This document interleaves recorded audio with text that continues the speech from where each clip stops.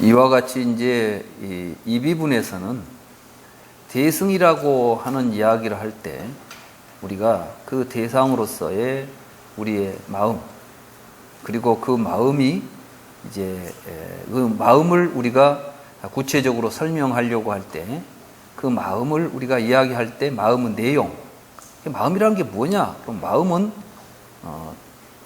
크게는 이제 이 진여, 심, 진여상. 이 진여상은 마연의 체를 보여주고 있고, 생멸인연상은 그 자체의 상과 용을 보여주고 있다.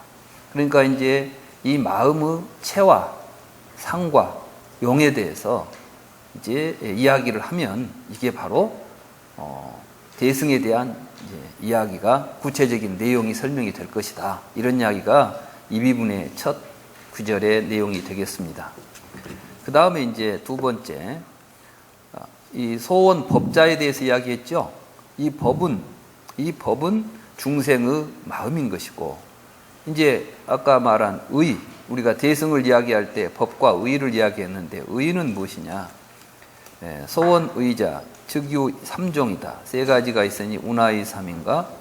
무엇을 그 셋이라고 하는가? 일자는 최대이니 위, 일체법, 진여, 평등, 부, 증감고로. 이자는 상대이니 위, 열애장, 구족, 무량성, 공덕고로. 삼자는 용대이니 능생, 일체 세간, 출세간, 선, 인과고로. 일체 재불, 본소승고로. 일체 보살, 계승, 차법, 도, 열애지고로. 해석을 하자면은 여기서 말하는 그 의라고 하는 것은 세 가지가 있다. 첫째는 체, 대이고, 둘째는 상, 대이고, 용, 대다. 그럼 여기서 이제 체상용은 이미 앞에 의로 이제 앞에 제시된 것이죠. 이 우리의 마음을 이야기하면은 중생의 마음인, 법이 중생의 마음인데 이 마음의 이 마음이 세간과 출세간법의 모든 걸 다 총섭하고 있으면서 이 마음이 바로 마하연의 의를 드러낸다 그러니까 의를 드러낸다고 했죠. 아까 앞에서 그 마하연의 의를 드러내는데 심진여상이 마하연의 체가 되고 심생멸인연상이 마하연 자체의 상과 용이 된다. 이렇게 해서 체상용으로서 그 의를 이미 드러냈기 때문에 이제 이 의를 통해서 다시 의가 체상용인데 그 용을 체상용에 보다 구체적인 이야기를 하자면은 체대, 상대, 용대로 나누어서 이야기하는 것이고 그 체는 일체법, 진여, 평등, 부증감고로 체대라고 부르는 것이다. 그럼 이때 이제 체대라는 말이 뭘까요?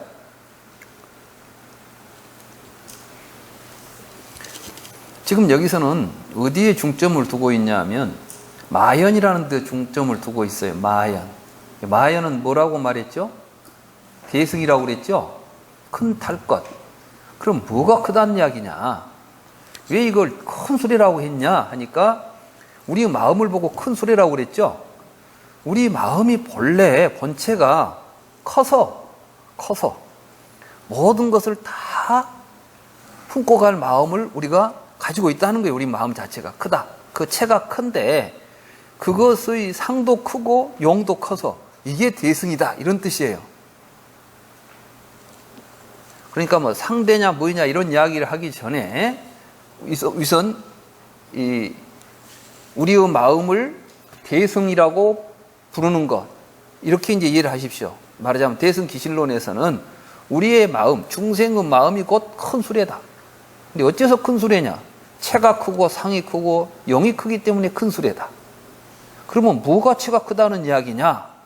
무엇을 보고 큰 몸체라고 부르는 것이냐? 진여다, 진여. 아까 보면은 뭐라겠죠? 진여상이 마하연의 체를 능시한다 그랬죠? 보여준다 그랬죠? 진여란 무엇이냐? 뒤에 이제 진여문이 나올 거예요, 다시. 그러니까 이제 다시 이것을 이어서 그 뒤에 보면은 올바른 대상을 현시한다.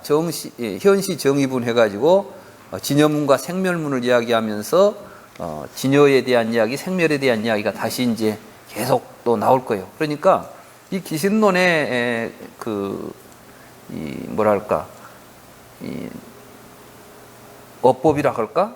설명법을 보면 굉장히 논리적으로 잘 짜여져 있어요. 이 앞에 이제 법을 이야기하다 보니까 이 중생의 마음을 통해서 이 마음이 무엇을 보여주느냐? 바로 이 마음의 진여상이 마연의 체를 보여주고 생멸 인연상이 마연의 상과 자체 상용을 보여준다 이렇게 이야기했잖아요.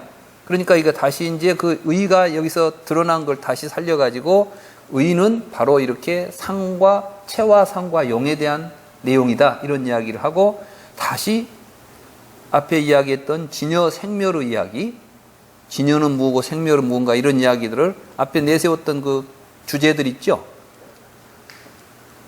설명하면서 이제 드러난 주제들을 다시 설명하고 거기서 드러난 주제들은 다시 뒤에 가서 설명하고 이렇게 앞에 말을 이어서 뒤로 가고 또 그 앞에 말이 나오면 또 뒤로 가고 이렇게 직선으로 가는 방법이 아니라 상당히 우리가 이렇게 이제 그 진행을 그림으로 그린다면 쭉 직선으로 가는 게 아니고 이렇게 계속해서 이게 한 번씩 앞에 했던 이야기를 다시 걸어서 뒤로 가고 그 이야기 하다 보면 어떤 말이 또 나오잖아요.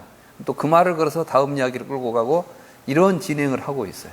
그래서 이제 그걸 우리가 잘 보면서 가면 굉장히 일관되게 우리에게 필요한 내용들을 잘 설명하고 있다. 이렇게 볼 수가 있습니다. 자, 그러면 본문의 내용을 가지고 설명하겠습니다. 일체법의 진여는 이 말은 무엇이냐면 우리들에게 보면은 우리가 보면은 이 세상에 있는 많은 존재들이 있죠. 이 모든 것들을 불교에서는 법이라고 부른다고 그랬죠. 일체법은 이게 이제 일체법이라는 말 자체가 뭡니까? 이게 모두가 다 법은 뭘 법이라고 한다고 그랬죠? 연기하는 것을 법이라 한다고 그랬어요. 그러면은 연기하는 법하고 그냥 존재하고는 어떤 차이가 있냐 하면 여러분들이 보시기에는 여기에 있는 컵하고 여기에 있는 마이크하고는 아무 상관도 없이 따로 떨어져서 존재하고 있습니다. 그렇습니까? 안 그렇습니까?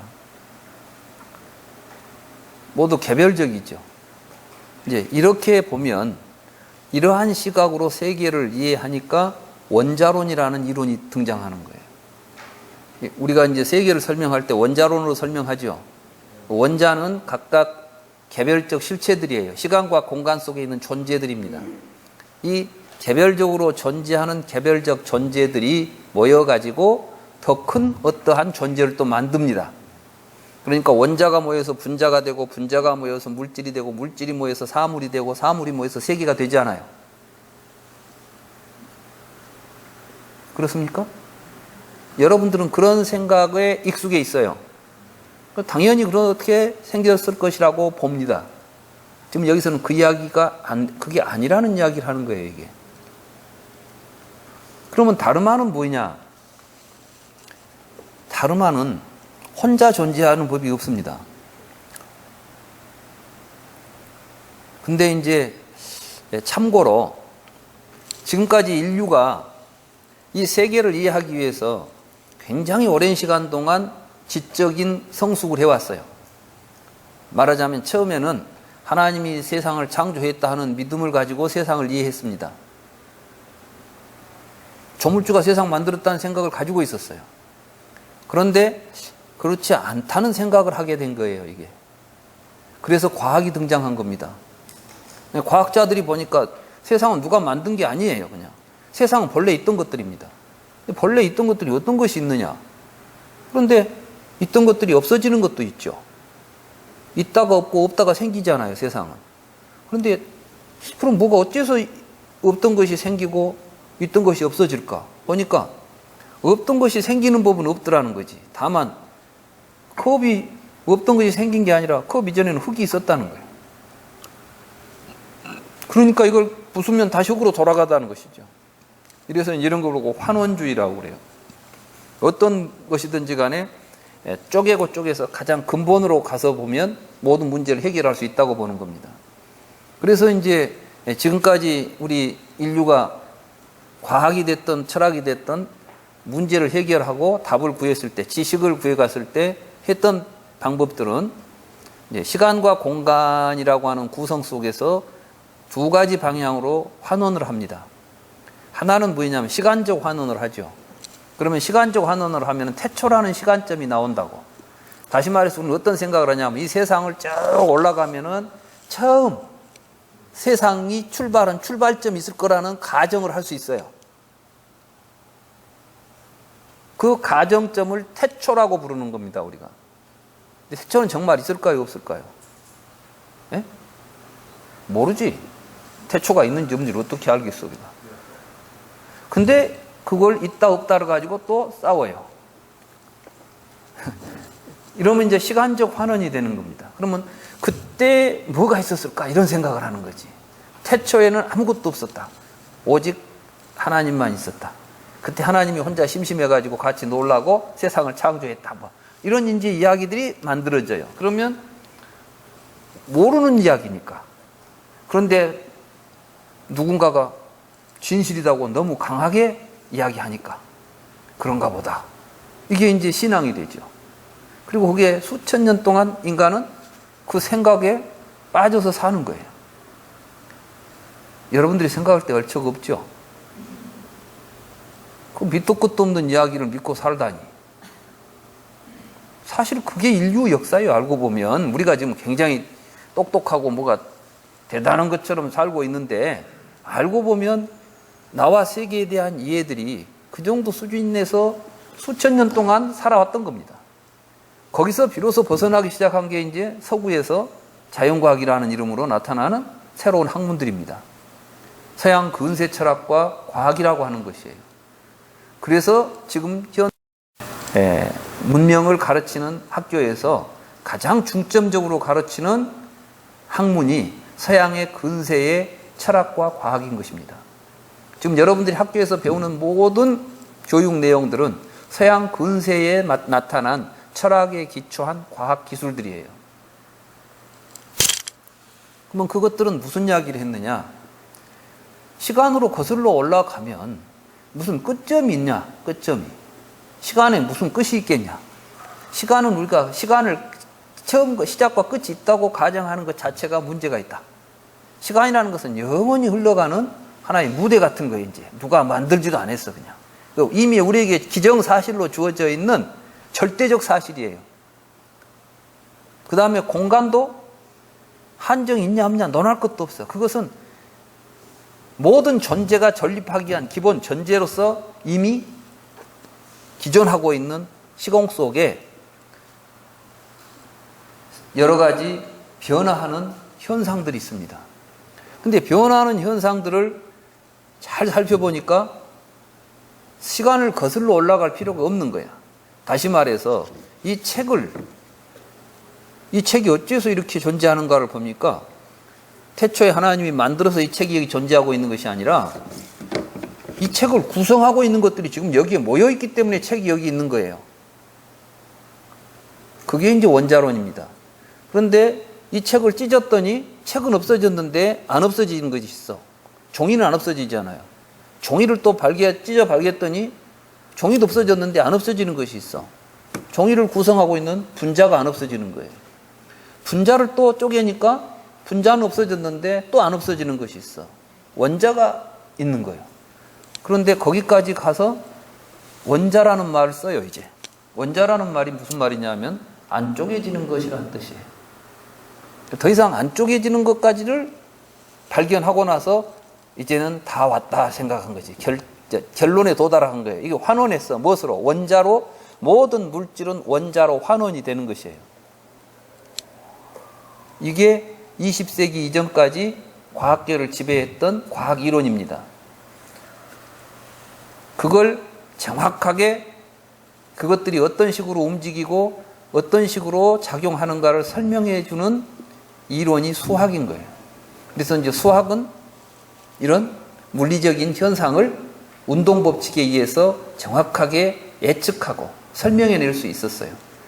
그것에 기초해서 우리는 지금 살고 있는 겁니다. 이게 이제 자연, 과학, 기술, 문명이에요. 이게 진리였죠. 그러니까 여기에 벗어난 건 아무것도 용납이 안 됩니다. 그러니까 이제 여기에서 벗어난 이론들을 사람들은 무지, 미신 이렇게 이제 부르기 시작해요. 그래서 20세기가 17세기, 18세기에 서구에서 일어났던 사건, 이제 정신운동이 뭐냐면 계몽주의입니다. 계몽주의는 뭐냐면 이와 같이 확고부동한 진리를 가지고 세상을 이해하자. 그러면 이제 사람은 어떻게 되느냐? 사람은 원자론적으로 보면 이 사회를 구성하고 있는 원자적 개인들이에요. 서구에서 개인주의가 이렇게 출현합니다. 너는 너고 나는 나예요. 그럼 부모 형제도 없어. 개인으로서 본다면. 그러니까 개인주의 사회에서는 실제로 이해관계를 다툴 때 개인주의 사회에서 나타난 법 있잖아요. 그게 이제 서양 근세의 사회 이론이 됩니다. 우리가 알고 있는 사회를 우리가 알고 가야 돼요. 우리 서양 근세의 이 사회를 어떻게 이해하냐, 사회학자들이. 이게 이제 계약론으로 이해를 해요. 사회 계약론. 아마 여러분들 학교 다닐 때 사회 계약론 배웠죠? 뭐 홉스, 또 뭐 누구죠? 뭐, 예? 하여간 한둘이 아니야. 이 서양의 그 계몽주의자들이 모두가 다 인간은 자연 상태에서 개인이에요. 어떤 개인이냐면 욕망의 주체로서 개인입니다. 그러니까 자연 상태에서 인간은 윤리 도덕이란 있을 수가 없는 거예요. 왜? 인간은 다른 동물들을 보세요. 여러분들이 생태계에서 다른 동물들이 어떤 윤리 도덕을 가지고 살던가요? 아니에요. 그러니까 인간도 자연 상태에서 본다면 각각 개별적인 욕망의 주체일 뿐이에요. 사자가 서로 영역 다툼하다가 다른 사자를 죽였다고 해서 살인죄를 묻습니까? 아니, 그건 자연적인 이야기야, 그냥. 그게 뭐 사슴 잡아먹었다고 해서 뭐 우리가 벌을 줄 수 있습니까? 아니야, 그건 자연의 법칙이야. 그러면 인간들이 서로 살아가면서 자기 이익을 위해서 다른 인간을 죽이는 것이 죄가 됩니까? 자연 상태에서. 안 된다는 거예요. 그러니까 사실은 서양의 개인주의와 이것은 사실은 그 기본이 굉장히 야만적인 생각입니다. 그리고 인간에 대한 바른 이해도 아닌 것이에요. 근데 이것이 마치 굉장히 세련된 인간 이해인 것처럼, 계몽된 인간인 것처럼 사회를 이제 변모시킨 겁니다. 그래서 사회 계약론이라는 게 나옵니다. 그러면 왜 사람을 죽이면 안 되지? 이런 이제 이야기가 나오는데, 근데 그래도 그렇지, 사람을 죽이고 살면 되겠냐? 이걸 이제 세명을 해야 돼요.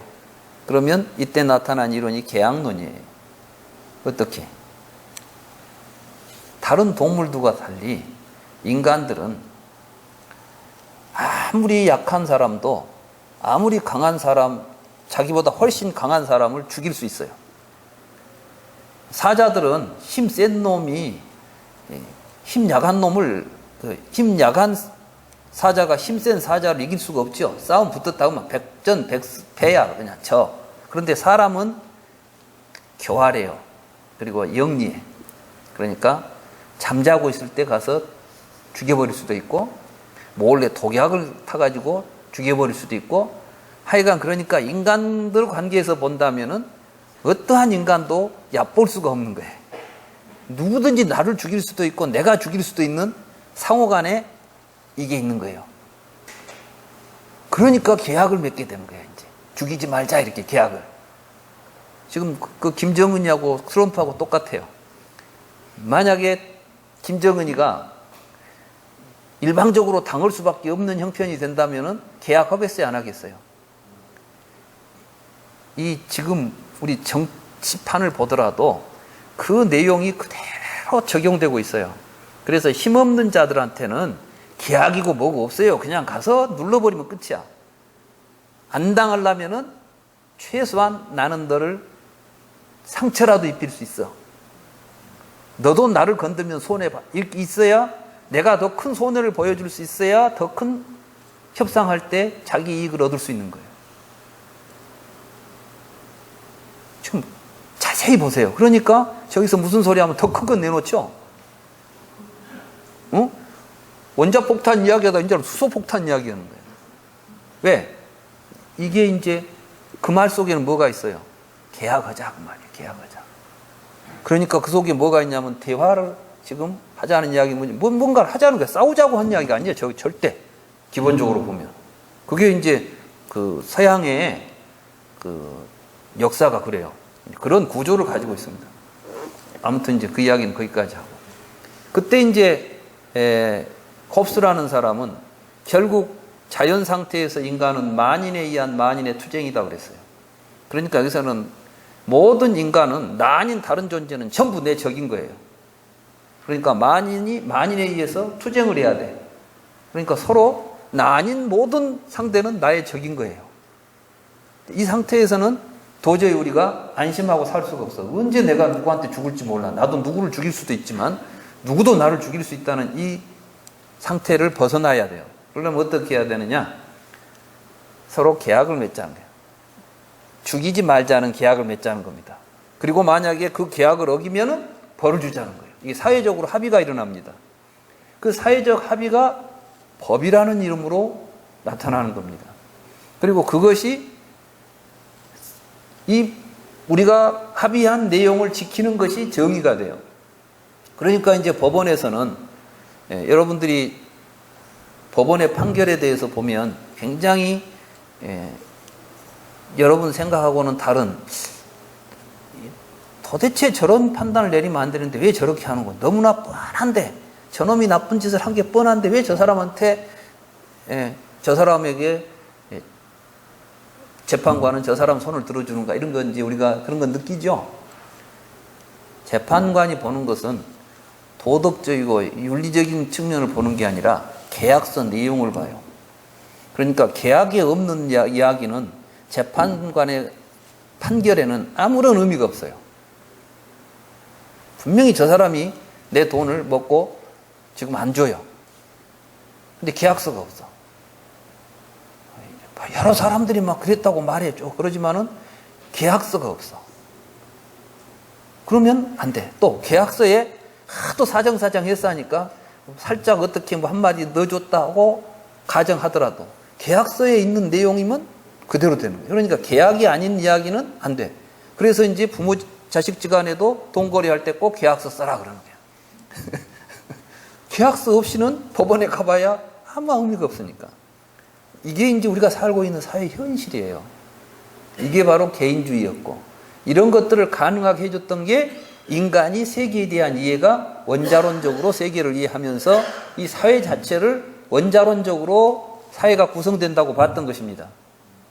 거기에 이제 모든 개인은 자유로운 독립적 존재이기 때문에 그 개인의 어떠한 권리나 이익을 침해해서는 안 된다. 그것이 비록 부모 형제일지라도 이렇게 돼 있어요. 그러니까 이제 우리가 옛날에 생각했던 뭐 호적을 중심으로 해서 뭐 가부장적 이런 것들은 지금 현재에서는 아주 촌스러운 이야기야. 아주 세련된 이야기로 하자면은 모든 사람은 개인 대 개인이에요. 근데 이게 사실일까요? 이게 이제 정말 우리 인간은 그런 존재일까요? 그렇지 않다는 데 문제가 있는 거예요. 지금 기신론에서는 그렇지 않다는 거예요. 우리 인간 존재는 절대로 개인적일 수도 없고 개별적일 수도 없다는 거예요. 연기하는 존재이기 때문에. 원자론 존재가 아니라는 이야기예요.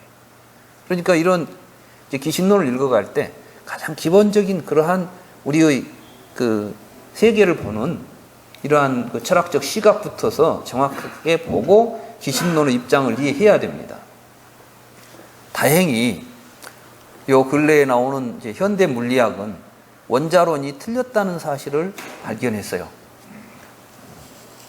제가 이제 이 이야기를 하는 것은 지금 우리가 말하는 이 불교 이야기나 기신론 이야기는 전에 했던 사람들 이야기가 아니라 여전히 이 시대에도 유효한 진리에 가장 가까운 아니 진리로서 우리가 받아들일 수밖에 없는 이야기라는 것을 하려고 그런 이야기를 하려고 제가 지금 드리는 말씀이에요. 물리학자들이 원자를 계속 어떻게든 이게 쪼개진가 안 쪼개진가 보려고 했더니 쪼개져 버렸어요, 이게. 그러니까 사실 우리가 이름은 원자라고 부르지만 원자가 아닌 것을 원자라고 부르는 거예요. 왜냐하면 원자 이름 자체가 아톰인데, 아톰은 톰이라는 것은 쪼갠다, 나눈다, 가른다 이런 뜻이에요. 근데 아가 붙었으니까 안 쪼개진다, 못 가른다 이런 뜻이거든. 근데 쪼개져 버린 것에다 안 쪼개진다고 하면 되겠어요. 이름만 아톰이지 아톰이 아닌 거야, 사실은 이게. 근데 이게 쪼개지면서 뭐가 돼요? 쪼개지면서 이것이 막 엄청난 에너지가 튀어나오는 거예요. 그래서 이 핵이 분열하면 원자폭탄 되는 거예요. 또 이제 이것들은 새로운 원자로 구성될 수가 없어. 근데 아니야. 이것들이 모여가지고 또 새로운 원자가 만들어져 버린 거예요. 이거 뭐 융합이라고 그러죠. 핵이 분열도 했다고 융합도 해. 이제 이것도 융합을 할 때 보니까 이제 더 큰 뭐가 쏟아져 나오는 거예요. 이게 이제 수소폭탄이에요. 말하자면은 핵 분열을 통해서 폭발력을 얻으면은 원자폭탄이고, 핵 융합을 통해서 폭탄이 되면 수소폭탄이에요. 지금 김정은이가 지금 그 수소폭탄까지 개발했다는 이야기야. 그런 이야기를 하고 있는 거예요. 이렇게 되면서 이제 과학자들은 그러면 우리가 보고 있는 이 물질이라고 하는 것들이 뭐냐? 그러니까 지금까지 우리가 생각했던 물질이라는 존재는 없다는 것을 보게 돼요. 시간과 공간 속에 입자로서 존재하는 독립적 실체로서 물질은 없더라는 거예요. 그럼 뭐였냐? 더더군다나 어떤 사실을 보게 되냐 하면 세상에 있는 모든 존재들이 그것을 보는 놈이 없으면 안 나타난다는 거예요. 그 이해가 되세요? 불교는 부처님은 그 이야기를 하고 계셔요. 그런데 이미 이 과학자들이 보니까 처음에 과학자들은 내 바깥에, 다시 말해서 자연을 관찰하는 관찰자의 외부에, 그걸 세계라고 부르죠. 외부 세계에 관찰자와 무관한 존재들이 실제한다는 생각을 가지고 과학적 탐구를 시작합니다. 전제 조건이에요. 이게 바로 과학적 실제론이라고 그래요. 밖에 있는 뭐가 실제한다. 그런데 실제한다고 말할 수 없다는 결론에 도달한 겁니다. 그러니까 기존의 과학적인 이론의 토대가 무너져 버린 거예요. 이게 지금 현대 물리학입니다. 그게 바로 양자역학이라고 하는 새로운 이름의 현대 물리학은 그 영역에서 이야기를 합니다. 예를 들자면 우리에게 나오는 빛은, 우리가 지금 보고 있는 빛이 있잖아요. 이 빛은 입자로도 나타나고 파동으로도 나타납니다. 그러면 어떨 때 입자로 나타나고 어떨 때 파동으로 나타나느냐? 지가 좋아서 이번에는 입자로, 이번에는 파동으로 이렇게 지가 멋대로 나타나느냐? 그렇잖아요. 그것을 파동으로 본 사람에게는 파동으로 나타나고 입자로 본 사람에게는 입자로 나타나더라. 그러니까 말하자면 이것이 입자냐 파동이냐는 것은 빛 자체가 결정하는 것이 아니라 빛은 하나의 조건이 될 뿐이고, 그것이 입자가 되도록 하는 조건에 의해서만 입자가 되고 조건에 의해서 파동이 된다. 그 말을 불교적으로 이야기하면 연기한다. 그러니까 그건 다름하다. 그런데 그것은 무엇에 의해서 그 존재로서 나타나느냐? 그것을 보는 자에 의해서 존재가 됩니다. 이해가 잘 안 되시죠? 그런데 닐스 보어인가 하는 분은 뭐라 했냐면, 자연은 밖에 자연의 어떤 사물들은 우리가 볼 때까지는, 그것을 인지하기 전까지는 아무것도 아니다 그랬어요. 그러니까 여러분들이 보지 않으면은 없는 거나 마찬가지야. 이해가 잘 안 되시죠? 좋은 예를 하나 드릴게요. 지금 이 강당 안에 아무것도 소리가 안 나죠? 제 마이크 소리밖에 없죠? 누가 여기서 이제 라디오를 하나 틀어봅시다. 그럼 라디오에 소리가 나죠? 도대체 어디에 있던 소리죠, 이게?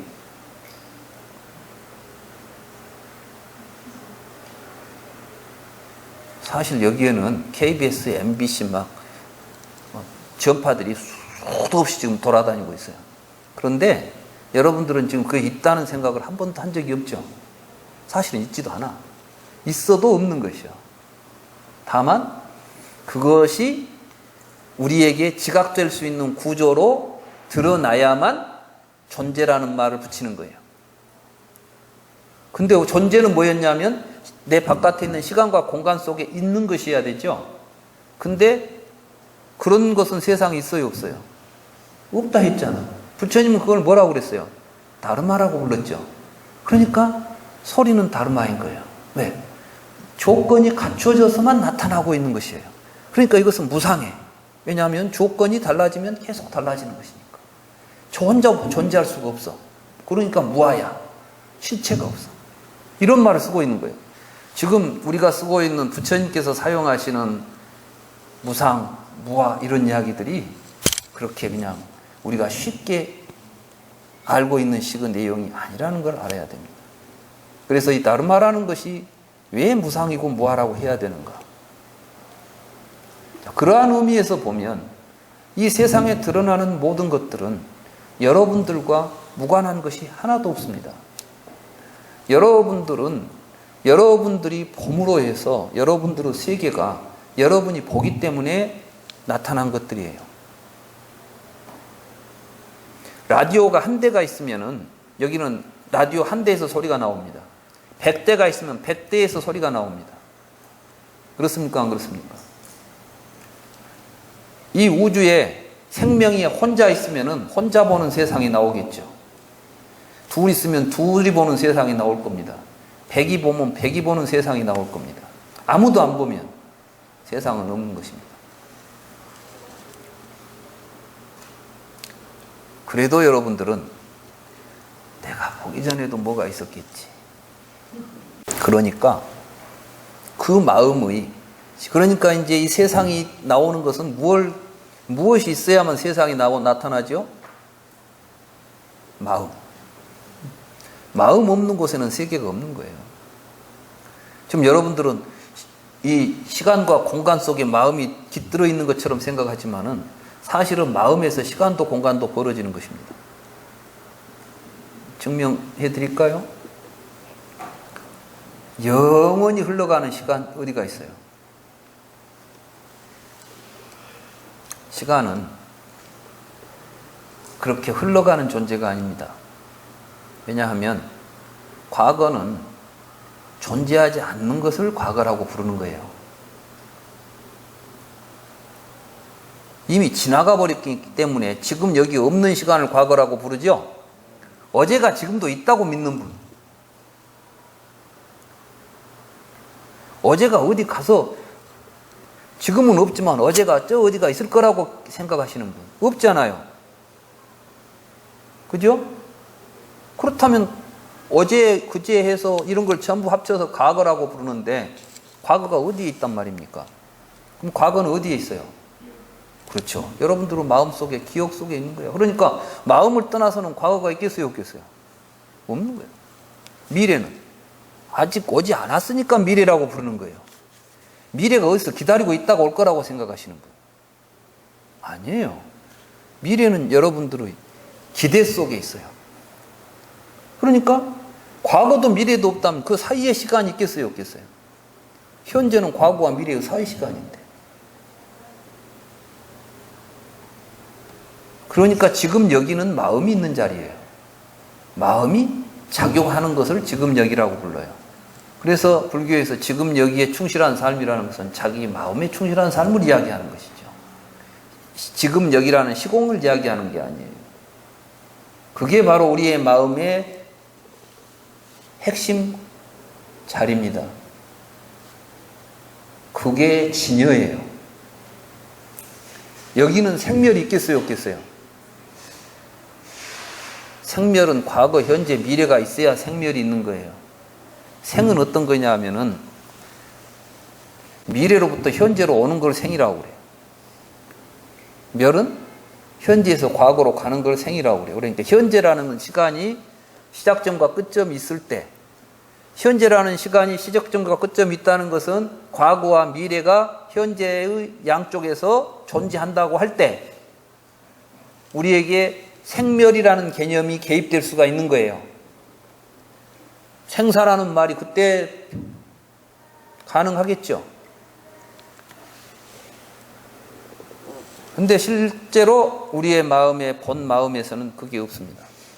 여러분들이 우리가 서 있는 마음은 항상 그 자리에 있기 때문에 그게 진여예요. 그래서 이 일체법의 진여는 평등해요. 이 평등하다는 것은 뭐냐면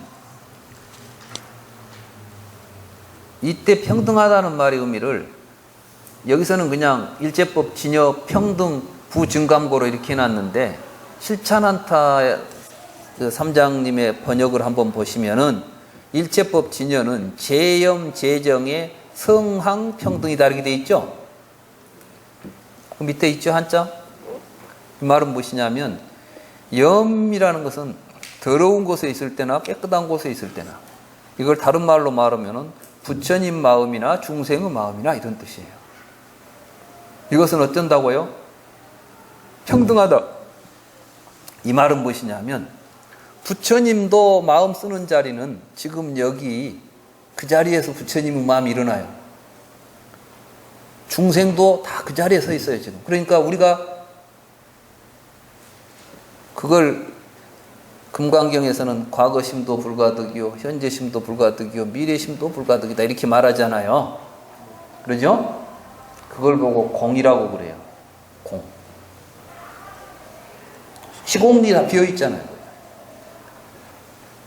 그래서 이제 반야심경에는 또 이런 표현을 합니다. 공중무생 무수상행식 무아니비설신의 이 공이라는 말을 써요. 사실 그게 굉장히 중요한 지점이에요. 공은 뭐 비어있네 말로 하면 안 돼. 실제로 우리들이 그 자리가 여러분들 스스로 그 자리를 느껴야 돼요. 마음으로 깨달아야 돼. 그리고 그 자리를 여러분들이 스스로 살펴봐야 돼. 그러면 여러분들이 과거로부터 굉장히 많은 잘못을 저지르고 살았어요. 근데 지금 여기에 이 마음에 그 과거의 모든 잘못들이 지금 어디 쌓여 있습니까? 없습니까? 없는 자리예요, 이 자리가. 누군가가 저보고 광주에서 이제 강의를 할 때 트라우마 이야기를 하더라고요. 트라우마. 나는 이게 우리들이 이제 보면 과거의 어떠한 심한 정서적인 충격을 받으면 계속해서 우리의 삶에 그것이 장애로 나타나죠. 이런 걸 우리가 트라우마라고 부르지 않아요. 그걸 어떻게 극복해야 됩니까? 불교에서는 그걸 극복할 길이 있습니까? 그래서 그걸 극복하는 것이 불교다 내가 그랬지. 그럼 어떻게 극복해야 됩니까? 알아야 극복을 할 수가 있다. 뭘 알아야 됩니까? 그래서 그것이 실체가 없다는 것을 알아야 되는 것이다. 그래서 스스로 아상이 떨어지면 트라우마가 있을 수가 없죠. 우리는 지금 뭔가 나라는 걸 붙잡고 있기 때문에 내가 상처를 입었다고 생각하고 나와 상대되는 누구가 항상 내 머릿속에서 괴롭히고 있는데 그 진여의 이 공 이걸 정확하게 자기가 그 지점을 보면 그런 망상이 일어날 때마다 통찰해야 된다. 그건 이미 지나가 버렸고 그거는 있지도 않은 것이다. 그리고 이제 그걸 자기가 스스로 깨닫고 거기에 대해서 영향을 받지 않으리라. 그러나 이것은 쉽게 되지는 않는다. 트라우마라는 것이 한번 해가지고 금방 되지는 않겠죠. 그러나 알고 스스로 그러한 것들을 체험적으로 자기가 극복해 가기 시작하면 언젠가는 스스로 벗어나 있다는 것을 알게 될 수가 있다. 사실은 지금 우리는 이런 경을, 이런 걸 읽으면서 재염, 재정의 상항, 성상, 성항, 평등하다. 이 부분을 굉장히 주의해서 읽어야 됩니다. 그렇기 때문에 그것은 증감이 없다는 것은 무엇이냐면 많은 사람들이 불교 수행을 해가지고 번뇌를 없애고 뭐 지혜를 많이 쌓아가지고 깨달음을 얻는다 이렇게 생각하죠. 근데 지금 여기 진여 이 자리는 지금 번뇌 없애서 될 자리도 아니고 또는 뭐 지혜 더 보태서 될 자리가 아니에요. 이런 걸 보고 육조대사가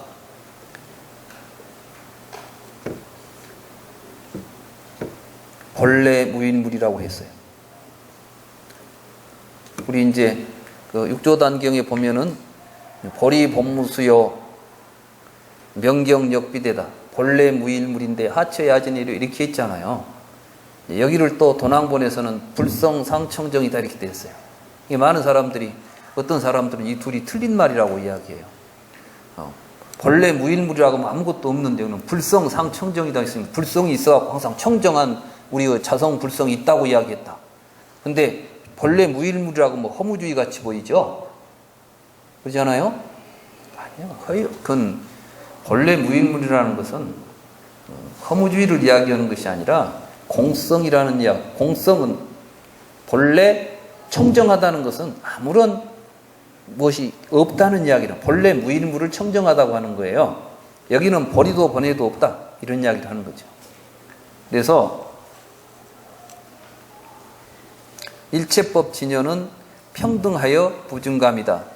이 이야기를 반야심경에서는 시제법공상, 불생불멸, 불구부정, 부정불감 이렇게 말했죠. 그래서 시고 공중무생, 무수상행심 이렇게 나오잖아요.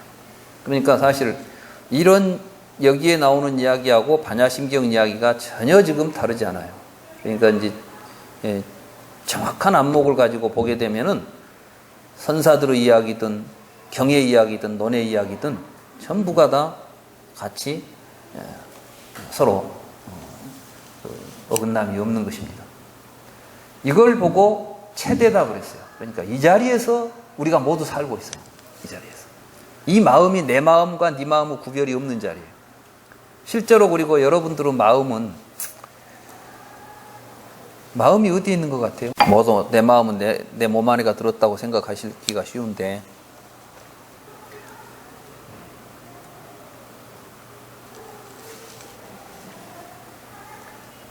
눈은 밖에 색을 보니까 눈입니다.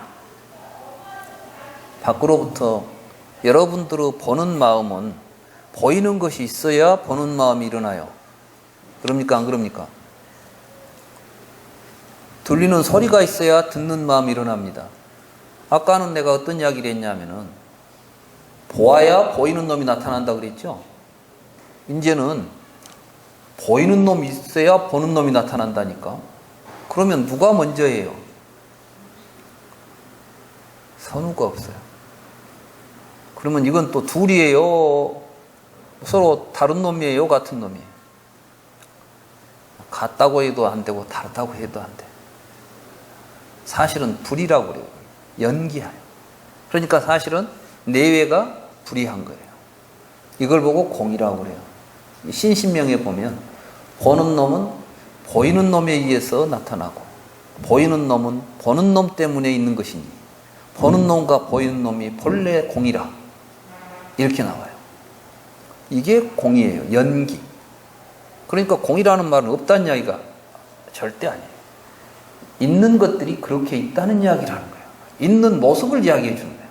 우리는 지금 있는 모습을 잘못 보고 있다는 이야기를 하는 것이죠. 여러분들은 지금까지 밖에는 나와는 상관없이 세계가 있고 내 안에는 그놈과는 상관없이 마음이 들어있다고 생각하고 살았잖아요. 이게 잘못된 생각이라는 이야기라는 거예요. 그래서 이게 이제 일체법 진여 평등 부충감 이것입니다. 그 다음에 이제 제2자는 상대다. 그러니까 이러한 우리의 진여의 체가 본래 커서 밖에 있는 것과 안에 있는 것이 둘이 아니니까 이 우주 전체 일체의 법계가 여러분들의 마음과 둘입니까? 하나입니까?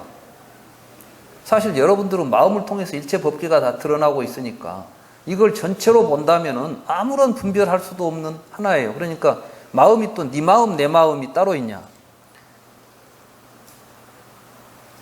밖에 있는 세상도 그렇지만은 우리들의 마음도 혼자 작용하지 않아요. 그러니까 이런 이제 연기에 의해서 우리는 모두 다 같이 서로 크게 큰 틀에서 보면 우주 전체가 하나의 연기의 구조 속에서 한 몸체를 이루고 있는 것입니다. 이것이 또 우리의 마음인 것입니다. 우리 대승기신론에서의 마음은 우리 중생의 마음이 실제로 이 세상의 전체를 아까 뭐라고 그랬죠? 이 중생의 마음에 세간과 출세간의 모든 법을 다 벗어본다 그랬죠? 그런 이야기들이 지금 이렇게 계속 지금 전개되는 거예요. 자, 이러한 체가 큰 것이니 이 마음을 쓰고 사는 것을 대승이라고 한다 이 말이죠. 근데 여러분들은 어떤 마음을 쓰냐 하면은 본래 여러분들은 이 마음을 가지고 있죠. 이 마음이 본래 우리의 마음이 이걸 진여라고 그러는 거예요. 근데 여러분들은 여기서 헛생각을 일으키는 거예요. 어떻게 헛생각을 일으키냐? 뭘 보면 볼 때 일어나는 마음을 나라고 생각하는 거예요. 생멸인연상이에요. 이제 어떤 조건에 의해서 나타나고 사라지는 마음들이 있는데 그것들을 붙잡아서 일정 부분 이건 나다. 그러니까 그 생멸하는 나를 잡고 있으니까 나에게 뭐가 나타나요? 삶과 죽음이 나타나요. 태어나서 죽는 모습이 나타나는 거예요. 이렇게 이제 우리가 살고 있는데 그렇게 살지 말자는 거예요. 지금 큰 진여의 체를 우리가 큰 체를 바로 믿고 사는 게 대승이다 이런 뜻이고 상대 이자는 상대다. 위 열애장 부족 무량성 공덕고로 열애장이라는 것은 무엇이냐 하면 우리 중생들이 아까 이제 그 중생의 마음은 세간법과 일체의 세간법과 출세간법을 다 품고 있다고 그랬죠? 바로 위에 있잖아요. 이 마음은 섭, 일체, 세간법, 출세간법이라고 돼 있잖아요. 그러니까 그 말 속에가 어떤 의미가 있어요? 이미 이 마음이 열애를 품고 있다는 이야기예요. 출세간법이 열애거든. 그러니까 중생의 마음을 벗어나서 열애의 마음이 없어요. 화엄경에 보면 이런 이야기가 있죠. 심불급 중생 호리무차별이다. 이렇게 이야기가 나오죠.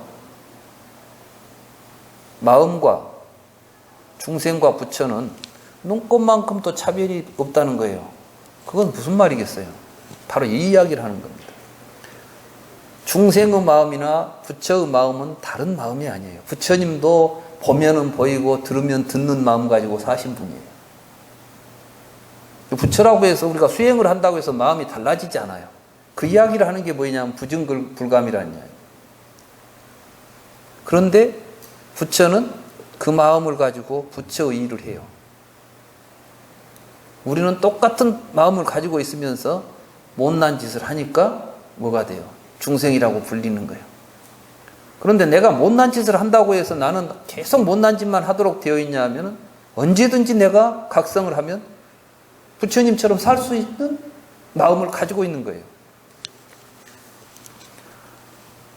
부처님 당시에 사람을 99명이나 죽이고 100명째 사람을 죽이려고 했던 앙굴리말라라는 아주 흉악한 도적이 있었죠. 근데 부처님을 만나고 나서 아라한과를 얻습니다. 부처님 만나고 나서 부처님 설법을 듣고 곧 깨닫고 아라한과를 얻었어요. 그 99명의 사람을 죽이던 그 악랄한 마음이 갑자기 부처님 마음으로 변했냐? 아니에요. 그 마음이 무지 때문에 그 짓을 했다가 알고 나니까 부처님 삶이 된 겁니다.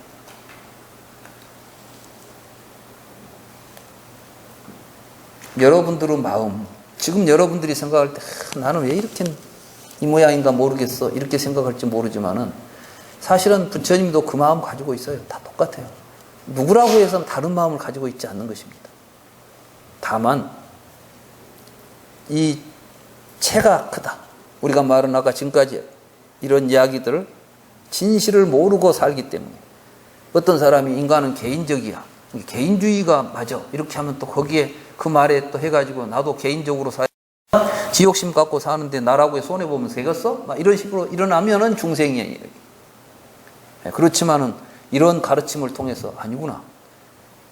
천에 천 사람이 만에 만 사람이 개인주의로 생각하면서 살아간다 할지라도 나는 진실의 이 마음을 내가 부처님의 가르침을 통해서 깨달았으니 나는 이 마음으로 살아가려니. 이렇게 살아가면 이게 부처의 마음인 거예요. 이 마음은 부처님도 중생도 똑같은 마음을 가지고 산다는 거예요. 그러니까 심불급 중생. 이 마음이 부처가 쓰든 중생이 쓰든 똑같다. 그래서 이거 심불급 중생은 호리무차별이다 이렇게 말하죠. 그렇지만은 살아가는 삶의 모습은 현격한 차이가 있는 것이죠. 중생과 부처가 같지는 않죠. 그러나 근본에서 보면 이렇다. 이걸 이제 우리가 열애장이라고 그래요. 열애장. 그래서 이제 중생의 마음을 열애장이다.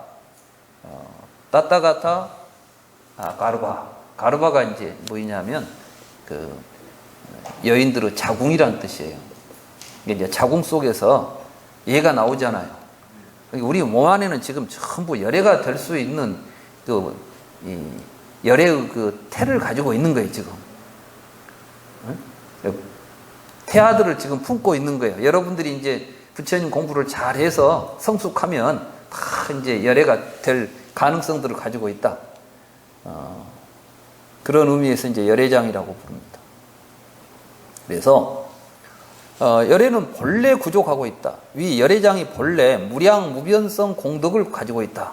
그러니까 실은 우리 중생의 마음은 열애가 될 가능성을 가지고 있고 열애가 될 수 있는 무량한 공덕이 이미 그 안에 갖추고 있는 거예요. 그러니까 우리가 여러분들이 뭐 수행을 해가지고 능력을 새로 키워서 무엇을 하겠다가 아니라 여러분들이 가지고 있는 그 마음을 지금 일으켜서 쓰면 무량한 공덕이 된다니까요. 여러분이 다른 사람에게 다른 사람을 내가 도와줘야 되겠다. 이 마음을 오랫동안 공부하고 나니까 생기겠어요. 지금이라도 당장 내가 그래 이제부터는 다른 사람을 위해서 살아야지. 이런 생각을 일으키기만 하면 누구든지 언제든지 금방 할 수 있는 마음을 다 가지고 있는 거예요. 어려운 건 아니다는 이야기지. 그러니까 우리가 본래 열애처럼 살 수 있는 열애처럼 무량한 공덕을 살 수 있는 마음을 가지고 있다. 우리의 마음이 본래 그런 마음이라는 것을 보아라 이 말이죠. 이거의 보러 상대를 보는 거예요. 상대. 그러니까 이제 이 마음을 가지고 사는 것을 보고 대승이다 이렇게 말할 수가 있다 이 말씀이죠. 용대는 뭐이냐? 능생 일체 세간 출세간 선인과고로. 이제 세간과 출세간이라는 것은 세간의 선인과와 출세간의 선인과는 어떤 거냐면 세간의 선인과는 여러분들이 보시하고 뭐 좋은 일을 착한 일을 하고 계율을 잘 지키고 그러면은 천상에 태어난다. 또 죽어서 복 받는다. 살아서도 뭐 수명이 길어지고 뭐 복을 받는다. 이런 건 보고 세간의 인과라고 그래요. 그러니까 업보를 이야기하는 겁니다. 이거에 다 무엇으로서 이런 일들이 벌어져요? 우리가 우리의 마음을 쓸 때 나타나는 일들이죠. 우리가 착한 마음을 쓰면 착한 결과가 나오는 것이 바로 우리의 마음이에요. 그러니까 그걸 용이라고 그러네요. 마음을 쓰면 그 마음을 쓰면 세간의 출세간과 또 여러분들이 이제 세간은 참 무상하다. 내가 여기서 뭐 복 받고 오래 살면 뭐하냐? 내가 진실로 부처님법을 깨달아서 일체 모든 번뇌를 소멸하고 일체 중생에게 내 삶을 해양하리라. 이런 원을 일으키고 가면 이게 이제 출세간의 선인과가 되는 거예요. 그렇게 해서 불과를 이루고 보살도를 가는 거 이런 게 이제 좋은 인과라. 그러니까 세간과 출세간의 좋은 인과가 다 무엇으로부터 나와요? 여러분들은 마음을 쓰면서 나오는 거예요. 그러니까 우리는 이 마음을 어떻게 쓸 것인가? 용 크게 쓰면은 이런 것이 나오는데 이걸 잘못 쓰면 뭐가 돼요? 온갖 죄가 나오지. 그러니까 마음 잘 쓰면 온갖 공덕을 만들어내지만 여러분들이 마음 잘못 쓰면 온갖 죄를 짓고 고통을 만들어내는 거예요. 근데 지금까지 우리의 삶이라는 것은 좋은 공덕을 지어서 행복한 삶을 만들어냈다기보다는 많은 고통을 만들어냈다는 거예요. 그 결과가 지금 우리가 살고 있는 삶 속에서 나타나는 괴로움들인 것입니다. 그러니까 우리가 지금 여러분들이 내가 지금 괴롭다 그것은 뭐예요? 이 좋은 마음을 잘못 썼구나 이렇게 이제 생각하시는 거예요. 읽으면서 일체 재불이 본 소승고로 모든 부처님도 다 본래 과거에, 이때 과거라는 번이라는 것은 사실은 과거라는 뜻을 많이 가져요. 우리가 보통 이제 부처님의 그 과거 삶을 번생이라고 부르죠. 그래서 여러분들이 이제 이 번이 나오면은 그냥 근본본 이렇게만 보시지 말고 어떨 때는 이제 과거라는 의미로 해석하면 훨씬 의미가 좋게 됩니다. 이게 모든 부처님들도 다 전에 이 마음을 타고 부처된 거예요. 부처도 우리처럼 똑같은 마음을 가지고 있었다. 그 말씀이죠. 일체 보살도 모두가 다 이 법을 타고 열애지에 이른다. 이게 대승이에요. 이 마음을 타고 가면 부처님의 땅에 가게 된다. 우리가 다 부처가 될 수 있다. 이 말이죠. 이게 대승이다. 이런 뜻이에요. 그러니까 체가 크고 상이 크고 용이 크니까 큰 수레다. 이 수레는 그 수레의 자체도 크고 그 다음에 그것이 가지고 있는 모양도 큰 모양이고 그리고 그것을 쓰면 그것이 하는 일도 크기 때문에 이게 대승이다. 그래서 이 대승의 마음을 우리가 이제 대승으로 살자 그 말은 다른 이야기가 아니다. 우리 마음 자체가 이렇게 큰 체와 상과 용을 가지고 있다는 것을 분명하게 믿고 그 말이에요. 이게. 그러니까 기신론이 되는 거예요. 근데 이 믿음이라는 것은 하나님 믿듯이 있지도 않은 거 그냥 믿자는 것이 아니라 실제 그게 이런 마음이 있다는 것을 우리가 깨달아야만 확신을 가질 수 있죠. 그리고 믿고 살아가는 것을 보고 대승적 삶이라 하고 그 삶을 일으키도록 지금 이 책을 썼다는 거예요. 그러니까 대승에 대한 믿음을 일으키도록 쓴 책이 대승기신론입니다. 여기 보면 이제 왜 대승기신론이라고 했는지 의미가 분명히 드러나죠. 여기까지 해서 이제 이 비분이 되는 것입니다. 그럼 오늘 여기서 이제 우리가 공부했던 내용들이 뭐였냐면은 뭐 진여, 생멸, 체, 상, 용 이런 것들이 나왔죠. 이때 이미 이제 주제 설정이 다 되지 않아요. 그러면 이제 그런 주제들을 가지고 해석을 하나씩 해갈 거예요. 이 기신론이. 그래서 여러분들이 6쪽을 보면은 이제 해석분이다.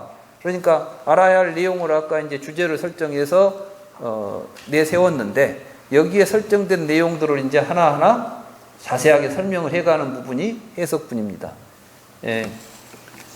실제로 이제 구체적인 내용, 오늘 이야기는 대승이 무엇이냐, 우리 마음은 어떤 것이냐, 이걸 이제 총체적으로 이야기했다면 이제 그 마음이 정말 체가 크구나, 상이 크구나, 용이 크구나, 진여는 이런 것이구나, 생멸 인연상은 이런 것이구나 하는 것들을 보다 더 구체적으로 설명을 하겠다 하는 이야기입니다. 다음 시간부터 그러니까 보다 구체적인 이제 우리 마음에 대한 탐구가 시작될 걸로 생각을 하시고 오늘 강의는 여기서 마치겠습니다.